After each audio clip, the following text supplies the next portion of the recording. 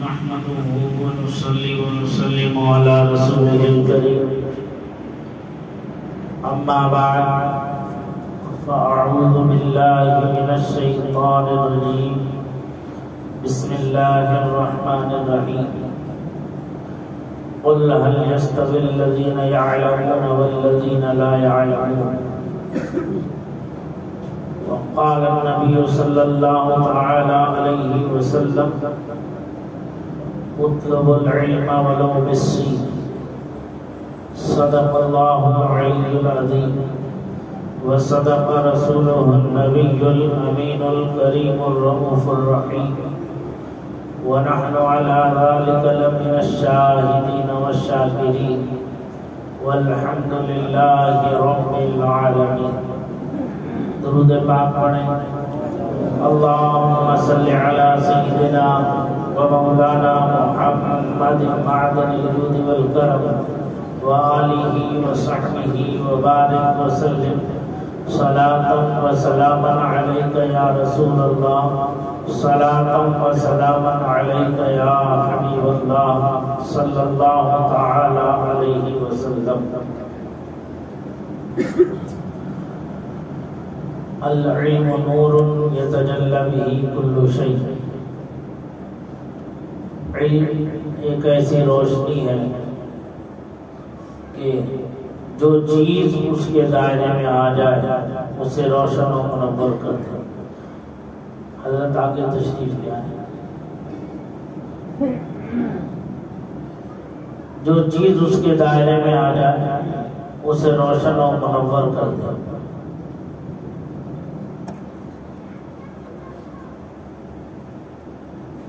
علم روشنی ہے، جہالت اندھیرا ہے. بعض بزرگوں نے فرمایا علم زندگی ہے، جہالت موت ہے.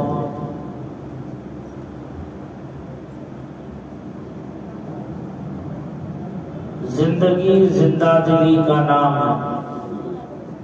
زندگی زندہ دلی کا نام ہے. مردہ دل کیا خاک جیا کرتے ہیں. مردہ دل کیا خاک جیا کرتے ہیں. حدیث شریف میں فرمایا گیا اللہ کے رسول سید عالم اور مجسم صلی اللہ تعالی علیہ وسلم نے ارشاد فرمایا علم حاصل کرو اگرچہ تمہیں چین ہی جانا کیوں نہ پڑ جائے. ولو بالسین فرمایا. ایک حدیث شریف میں آقا نے ارشاد فرمایا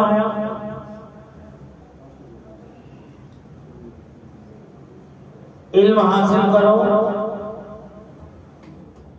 علم کا حاصل کرنا مرد اور عورت دونوں پر فرض ہے.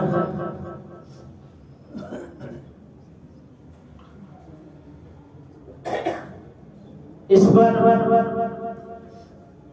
علماء کرام شارحین حدیث کے درمیان ایک بحث بھی ہوئی کہ آقا کائنات نور مجسم صلی اللہ تعالی علیہ وسلم کے فرمان کے مطابق جو سرکار نے یہ ارشاد فرمایا کہ علم حاصل کرنا مرد و عورت دونوں پر فرض ہے، تو اس سے مراد کون سا علم ہے؟ اس سے مراد کون سا علم ہے جس علم کے لیے آقا کائنات نور مجسم صلی اللہ علیہ وسلم نے ارشاد فرمایا؟ اس سے مراد کیا علم دین ہے؟ اگر مسلمان مرد و عورت پر علم حاصل کرنا فرض ہے تو کیا سب کو حافظ قرآن بننا فرض ہے، عالم دین بننا فرض ہے، مفتی شریعت بننا فرض ہے، یا اس سے کچھ اور بھی مراد ہے؟ علماء کرام نے اس پر الگ الگ رائے اپنی پیش کی. اعلیٰ حضرت عظیم البرکت امام اہل سنت مجدد دین و ملت نور اللہ مرقدہ نے بہت پیارے انداز سے ارشاد فرمایا، یہاں جس علم کا اس حدیث رسول میں ذکر ہے کہ علم کا حاصل کرنا ہر مسلمان مرد اور عورت پر فرض ہے، اس سے مراد علم دین نہیں ہے، اس سے مراد علم حال ہے۔ دو شکلیں بیان فرمائی، علم دین کا مکمل حاصل کر لینا یہ فرض کفایہ ہے۔ خاندان میں، قبیلے میں، معاشرے میں ایک عالم حافظ قاری مفتی بن جائے تو سب پر سے اس کا حکم اتر جاتا ہے، لیکن عوام و خواص کو اتنا علم دین حاصل کر لینا فرض ہے جس سے وہ اپنی زندگی قرآن و حدیث کی روشنی میں اللہ کی رضا کی خاطر راہ مستقیم پر قائم رہتے ہوئے اپنی زندگی کو گزار لیں، یعنی حلال و حرام میں تمیز پیدا کریں، جائز و ناجائز کی تمیز پیدا کریں، صحیح اور غلط کی پہچان پیدا کریں، جو احکام شرعیہ ہیں ان احکام شرعیہ جو فرائض، واجبات، سنن، مستحبات جو ادا کرنا ہے، جو ذمے میں فرض ہے، واجب ہے، سنت ہے، مستحب ہے، ان کے مسائل شرعیہ کا جان لینا اتنا کافی ہے عوام و خواص کے لیے۔ ہر مسلمان کے لیے اتنا جان لینا کافی ہے۔ دوسری شق جو اعلیٰ حضرت نے بیان فرمائی،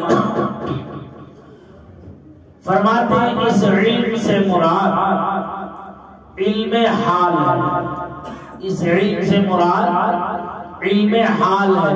علم حال کا مطلب کیا ہے؟ علم حال کا مطلب یہ ہے کہ زندگی کے جس شعبے میں وہ قدم رکھتا چلا جائے گا، ہر اس شعبے کا اتنا علم اسے حاصل کر لینا جس سے صحیح اور غلط کی پہچان ہو جائے، نقصان اور فائدہ سمجھ میں آ جائے، اور اللہ کی رضا کا حاصل کرنا کیسے ممکن ہے یہ جان لے، اتنا کافی ہے۔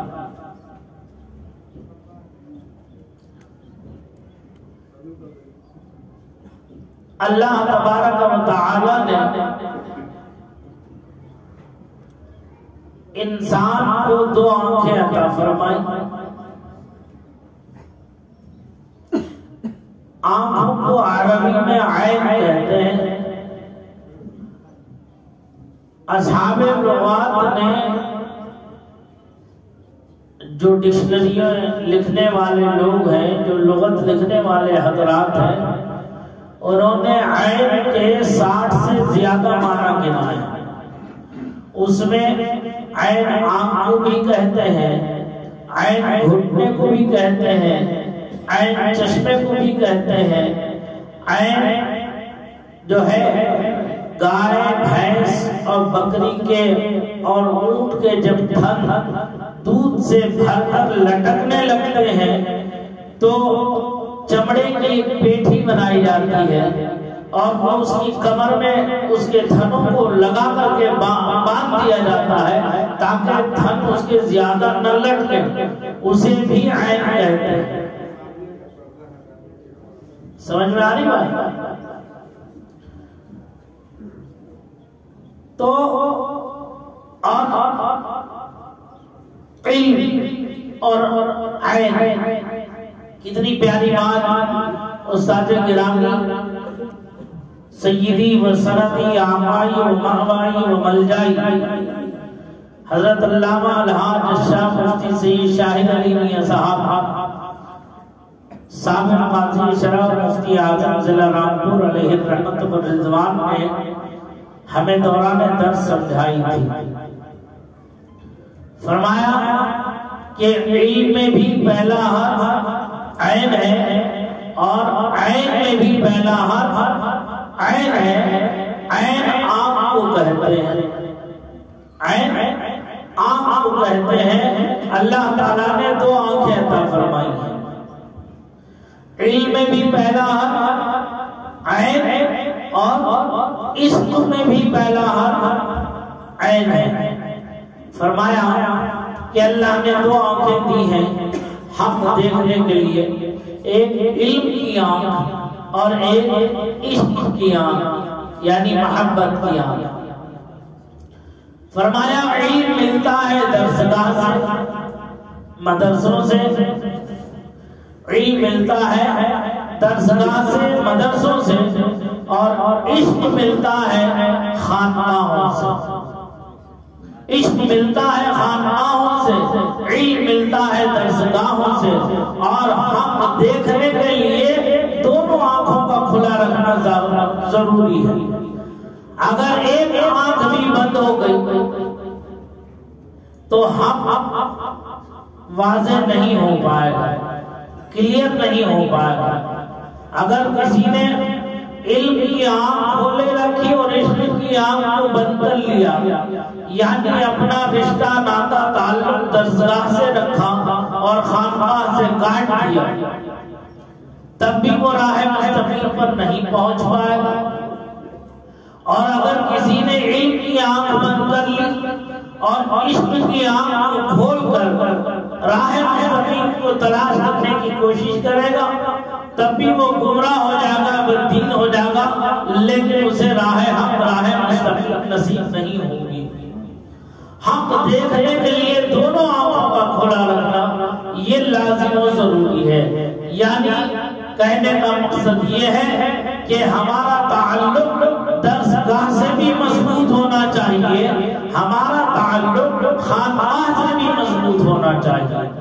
علم بھی ایسا ہو اور عشق بھی ایسا ہو, ظاہر و باطن میں یکسانیت ہونا چاہیے.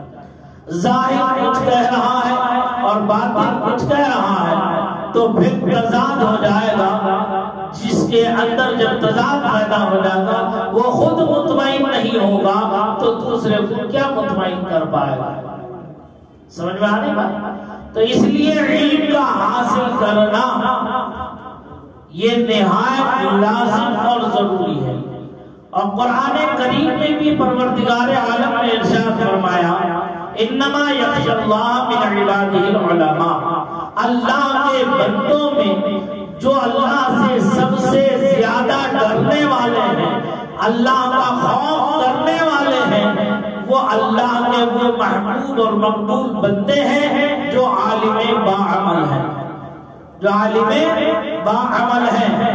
علم اگر ساتھ نہ دے, راہ مستقیم کی طرف ہدایت نہ کرے, وہ علم مفید نہیں ہے, علم مفسد ہے, فساد پیدا کرنے والا ہے. لیکن جو علم فائدہ دے اس کی زندگی میں, اس کے عمل و کردار سے پتہ چلے کہ ہاں اسے دیکھنے سے اللہ یاد آ جاتا ہے, اللہ کے رسول یاد آتے ہیں, اسے دیکھنے سے جو ہے دل اسلام کی طرف کھینچا چلا جاتا ہے. یہ اس کے علم کی برکت ہے جو اس کے عمل کی وجہ سے اسے حاصل ہے. سمجھ میں آنی بات؟ اندازہ آسانی سے لگ جاتا ہے. جو عالم باعمل ہوتا ہے اس کا رہن ذہن, اس کی زندگی, اس کا طور طریقہ, اس کی گفتگو, اس کا مزاج ویسے ہی علم کی برکتوں سے ڈھلتا چلا جاتا ہے. جہاں وہ علم بذات خود اسے فائدہ پہنچاتا ہے, وہی اس علم کے ذریعے, اس کے علم کے ذریعے ایک مخلوق کو فائدہ پہنچتا ہے.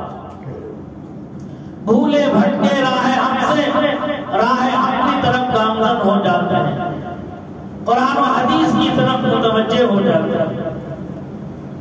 تو تو یہ علم حق ہے۔ علامہ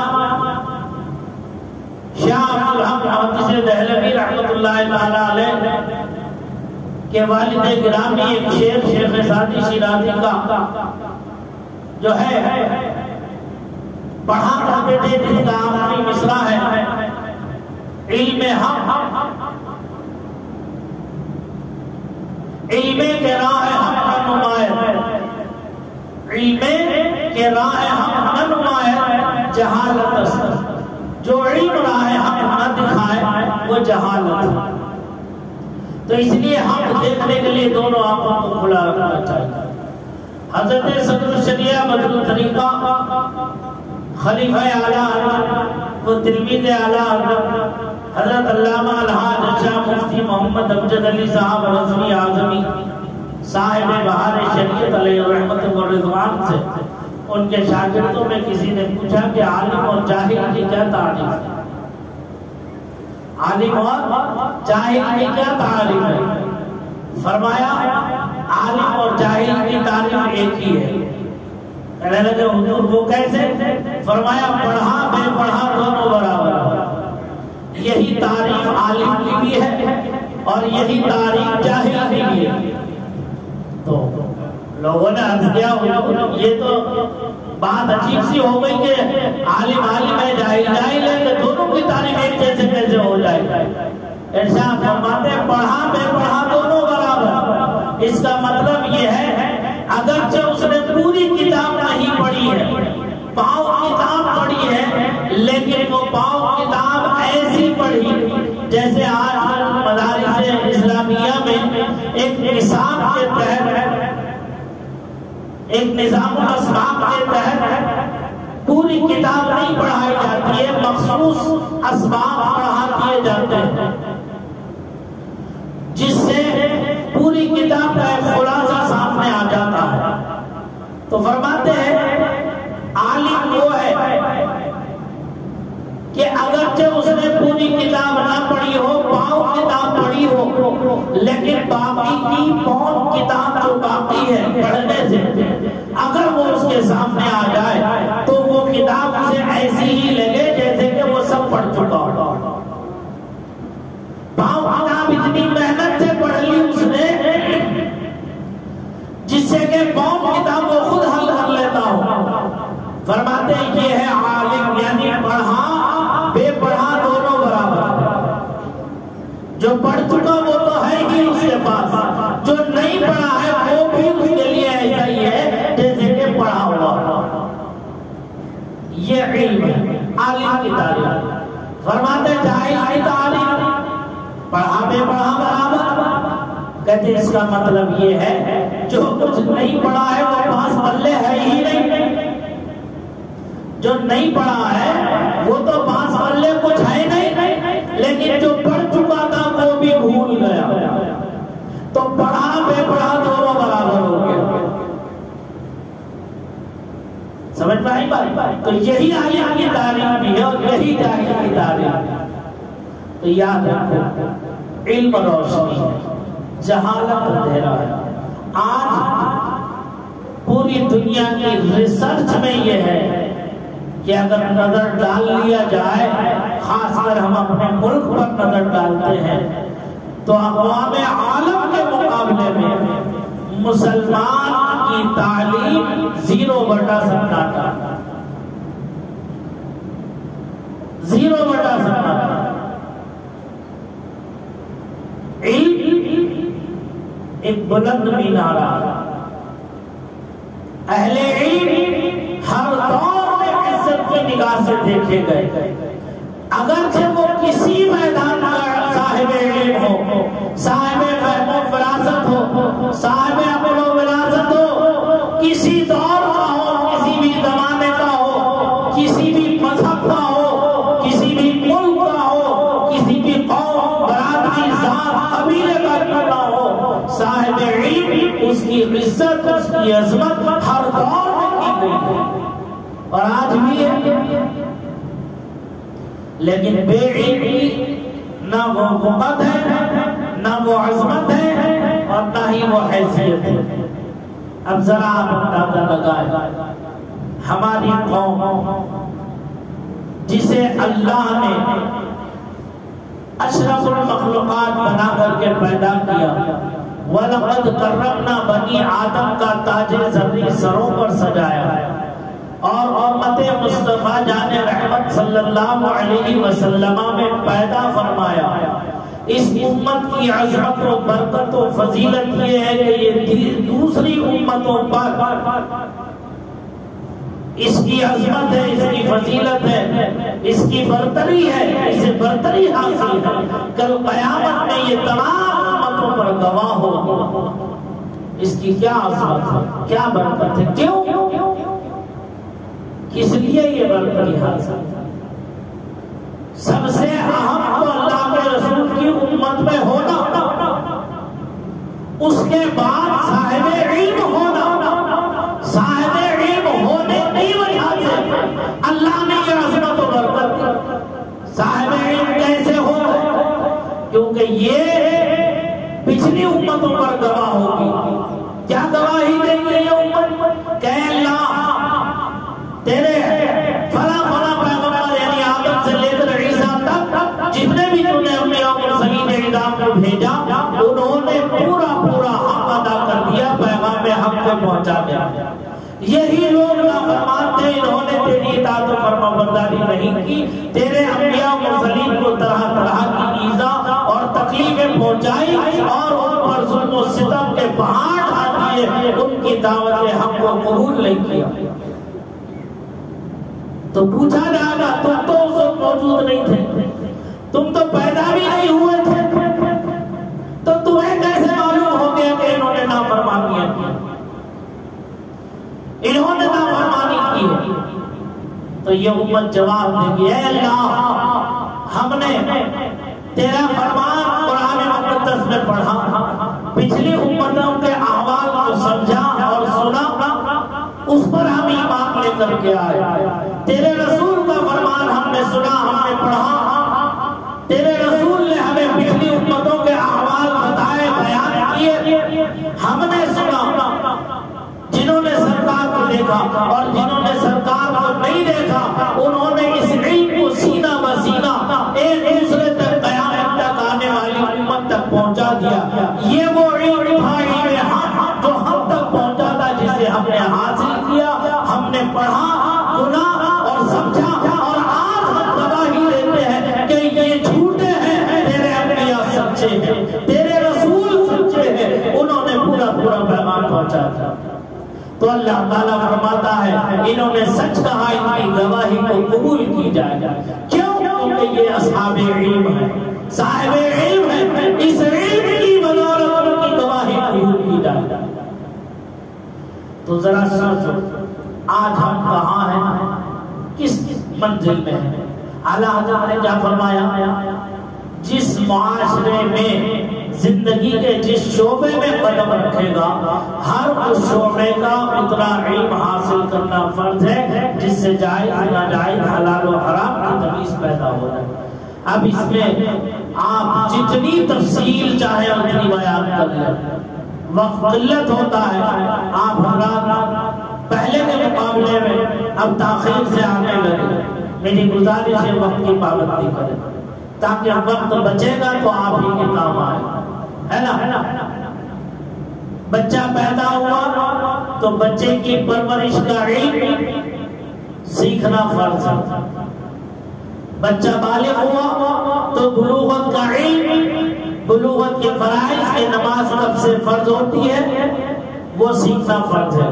جب نماز فرض ہو گئی تو نماز میں فرض کیا ہے، جس کے چھوٹنے سے ہمیں نماز کو دوبارہ سرے نو پڑھنا پڑے گا۔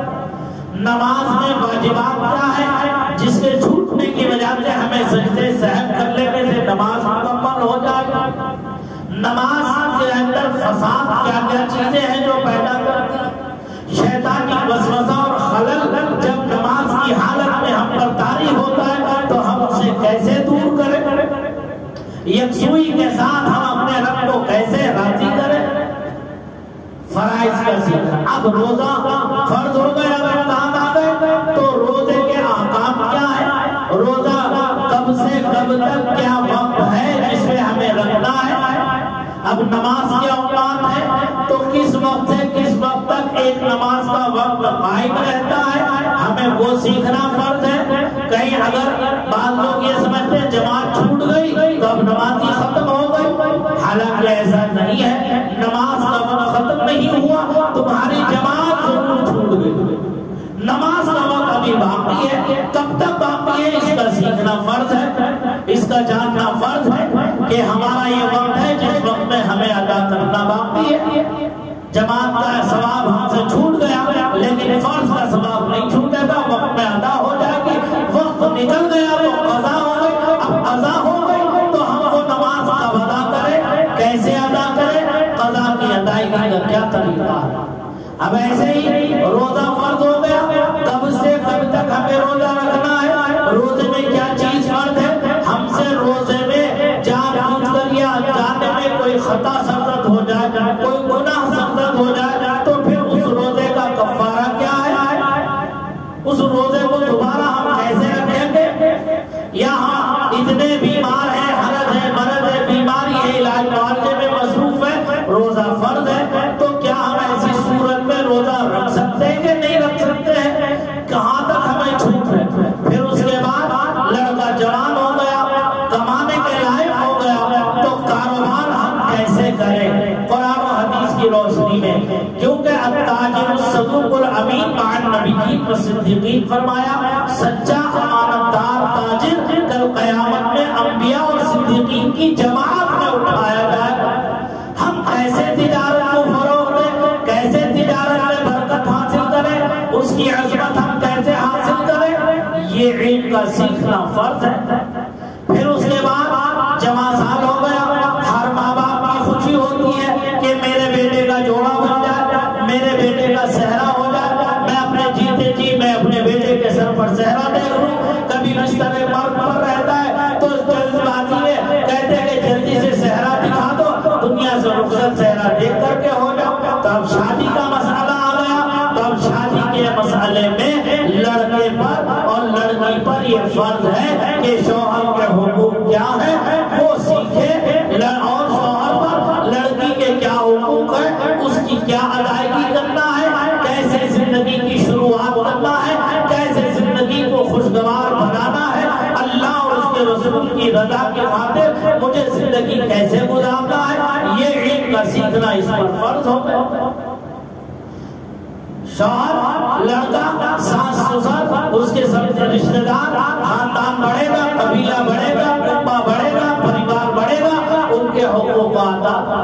ماں باپ کے حق و ادب کو سمجھے، بھائی بہنوں کا حق سمجھے، خاندان کا حق سمجھے، معاشرے کا حق سمجھے، یہ سارے حقوق کا جاننا اب اس پر فرض ہو گیا. نہیں جانتا ہے گناہگار ہے. تو یہ علم ہے جو تمہیں ہر معاملے میں تمہاری مدد کرتا چلا جاتا ہے، ہر معاملے میں تمہیں رب سے قریب کرتا چلا جاتا ہے. جتنا جتنا علم تم حاصل کرتے جاؤ گے اتنا اتنا ترقیوں کی منزل پر گامزن ہو جاؤ. لکڑی کی مار سے زیادہ طاقت قلم کی مار میں ہے. آج ہم قلم چھوڑ چکے، آج ہم قلم چھوڑ چکے. کیا اچھا ہوگا کہ ہم گلیوں میں 8 روم میں بیٹھنے سے اچھا گلیوں میں جو ہے رات کے 2-2 بجے تک موبائل پر الٹی سیدھی فلمیں اور ناٹک دیکھنے کے مقابلے میں عشاء کی نماز جلدی پڑھتے، جلدی سوتے، صبح فجر میں جلدی اٹھتے، نماز پڑھ کر اللہ کے فضل کو تلاش کرتے. یہ قوم کیا ترقی کرے گی جو دن کے 12 بجے اٹھے گی سو کر، رات بھر ٹڈیوں کی طرح جو ہے میڈموں کی طرح جاگ جاگ کر کے گزارتا.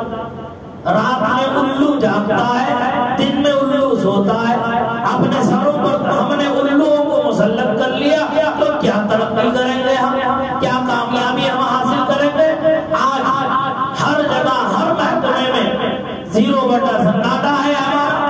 کاش کہ ہمارے پاس علم ہوتا، دنیاوی علم میں بھی ہم آگے ہوتے تو کوئی آئی جی ہوتا، کوئی کمشنر ہوتا، کوئی ڈی آئی جی ہوتا، کوئی ڈی سی پی ہوتا، کوئی اے سی پی ہوتا، کوئی سرکل ہوتا. اور جو ماحول جو حالات بگڑ رہے ہیں اس میں کم سے کم کچھ تو مدد ہو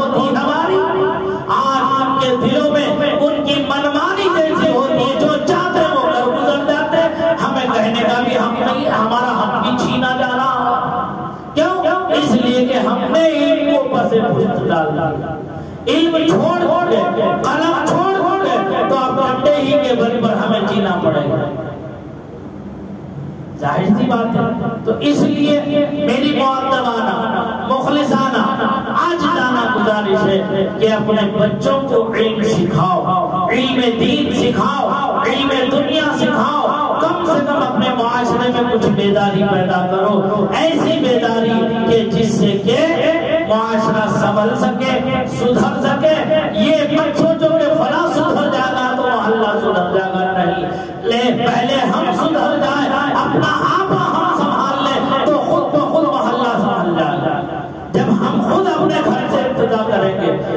وَأَنذِرْ عَشِيرَتَكَ الْأَقْرَبِينَ, قرآن نے یہ فرمایا آقا کائنات کو کہ سب سے پہلے آپ دعوت و تبلیغ اپنے گھر سے شروع کریں, اپنے گھر سے شروع کریں. گھر والوں کو سمجھائیں. جب گھر والے کنٹرول میں آ جائیں گے تو پھر باہر والوں کو سمجھاؤ.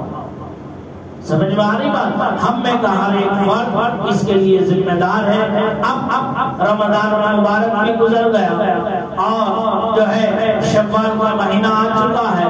مدارس اہل سنت کھل چکے ہیں. جہاں جہاں مدرسے ہیں وہاں تعلیم و تربیت کا سیشن 10 شوال کے بعد شروع ہو جاتا ہے انشاءاللہ العزیز. ہمارے یہاں پر بھی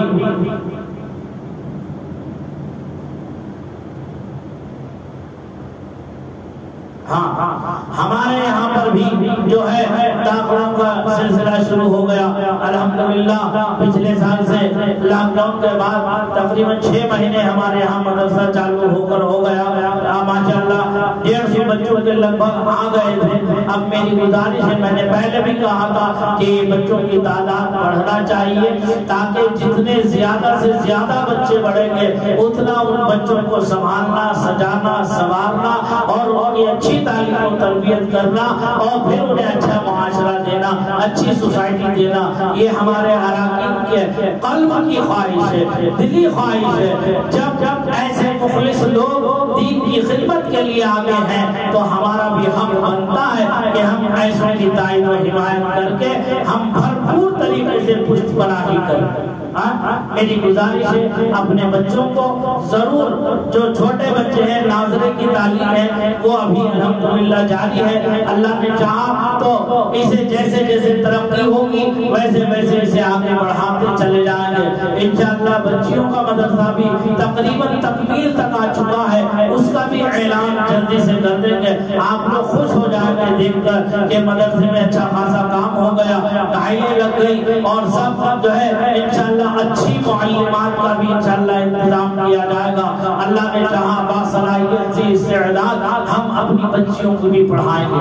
میں چاہتا ہوں کہ بچے جہاں علم حاصل کریں وہی وہ ہنر بھی حاصل کریں. کڑھائی, سلائی, بنائی, پکائی, کوکنگ اور آٹو میکانک, موبائل میکانک, کار میکانک, اے سی میکانک, کولر میکانک, یعنی ہر طرح کا ہنر ہمارے بچوں کے اندر آنا چاہیے تاکہ یہ کسی کے محتاج نہ رہے, کسی کے درد نگر نہ رہے, اپنے پیروں پر کھڑے ہوں. تو روٹی عزت کے ساتھ کما کر چٹنی روٹی بھی صحیح اپنے بیوی بچوں کو کھلائے, اپنے ماں باپ کو کھلائے اور عزت کے ساتھ معاشرہ جو ہے اچھی طرف ترقی کی راہ پر گامزن ہو. اللہ سے دعا ہے کہ جو دلی تمنا ہے, جو خواہشات ہیں اسے بھی اللہ تعالیٰ تکمیل تک پہنچا دے. سب سے پہلے اس کے لیے ہمیں جگہ کی ضرورت ہے.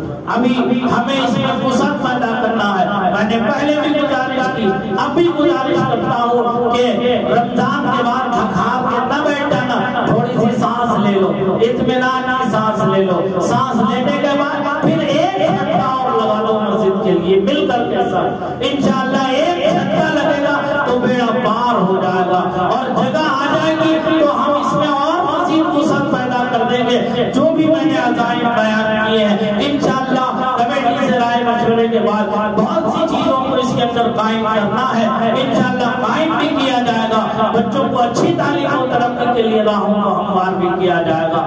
اللہ تعالیٰ مجھے آپ سب کو اس پر عمل کی توفیق رفیق عطا فرمائے. میں کافی ٹائم سے مجھے حفظ سے لگاؤ ہے قرآن کریم سے. میں چاہتا تھا کہ میں حفظ کی تعلیم بھی شروع کروں تو الحمدللہ میں نے حفظ کی تعلیم بھی شروع کر دی ہے. جو حضرات خواہش مند ہیں حفظ کے لیے وہ بھی انشاءاللہ آ سکتے ہیں. وہ سب کا کام شروع کیا جا سکتا ہے۔ آپ حضرات سے گزارش ہے مسجد مدرسے کے لیے دست تعاون کو ہمیشہ دراز رکھیے گا، اور جو ہے پیار محبت خلوص کے ساتھ وقت کی پابندی کے ساتھ نمازوں میں آتے رہے۔ 5 وقتہ نمازوں میں بھی میں دیکھ رہا ہوں کہ کچھ کمی آنے لگی ہے، اللہ کی رضا کی خاطر مسجد آنا نہ چھوڑو۔ سمجھ میں آئی بات؟ مسجد آباد رکھنا، تم مسجد آباد رکھو گے اللہ تمہیں آباد رکھے گا۔ تم مسجد ویران کر دو گے، یاد رکھو ویرانی مقدر بن جائے گی۔ اس لیے اللہ سے ڈرتے رہنا، 5 وقتہ نماز میں مسجد میں برابر حاضر رہنا، اور جمعے میں وقت سے پہلے آنے کی کوشش کرو۔ اللہ تعالیٰ مجھے آپ سب کو اس پر عمل کی توفیق رفیق عطا فرمائے۔ آمین۔ وآخر دعوانا الحمدللہ رب العالمین۔ السلام علیکم ورحمۃ اللہ۔